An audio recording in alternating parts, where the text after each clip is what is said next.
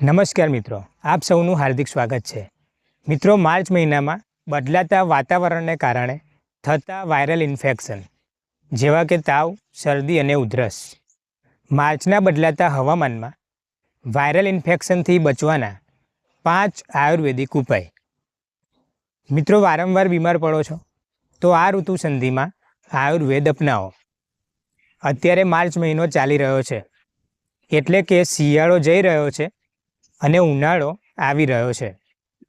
આ ઋતુ સંધિના સમયમાં આપણી રોગપ્રતિકારક શક્તિ નબળી પડે છે અને વાયરલ ઇન્ફેક્શન ખૂબ ઝડપથી આપણા શરીરમાં ફેલાય છે। જો તમને પણ ગળામાં ખરાશ, તાવ, ખાંસી કે શરદી થઈ હોય તો આજનો આ વિડીયો તમારા માટે છે। મુખ્ય કારણ આયુર્વેદિક દૃષ્ટિકોણથી આયુર્વેદ મુજબ વસંત ઋતુમાં સૂર્યની ગરમીને કારણે શરીરમાં જામેલો કફ એ પીગળવા લાગે છે, જે પાચન શક્તિ મંદ કરે છે અને ઇન્ફેક્શન થવાની શક્યતા વધારે છે। અસરકારક ઘરગથ્થુ ઉપાય: ઉષ્ણોદક એટલે કે ગરમ પાણી। આ દિવસોમાં ઠંડુ પાણી પીવાનું ટાળો। દિવસભર હુંફાળું અને ગરમ પાણી પીવો, તે કફને તોડે છે અને આપણું પાચન એ સુધારે છે।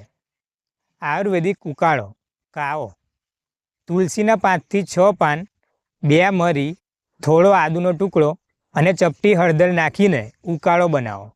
આ નેચરલ એન્ટીબાયોટિક્સનું કામ કરશે। ગળું અને નાકની સંભાળ: જો ગળામાં દુખાવો હોય તો હળદર અને મીઠાવાળા પાણીના કોગળા કરો અને નાકમાં અણુ તેલ અથવા ગાયના ઘીના 2 ટીપા નાખવાથી ઇન્ફેક્શનથી બચી શકાય છે। આહારમાં સાવધાની: ભારે ખોરાક, દહીં અને મીઠાઈથી દૂર રહો। હળવો અને તાજો ખોરાક જેમ કે મગની દાળ અથવા તો ગરમ ખીચડી ખાઓ।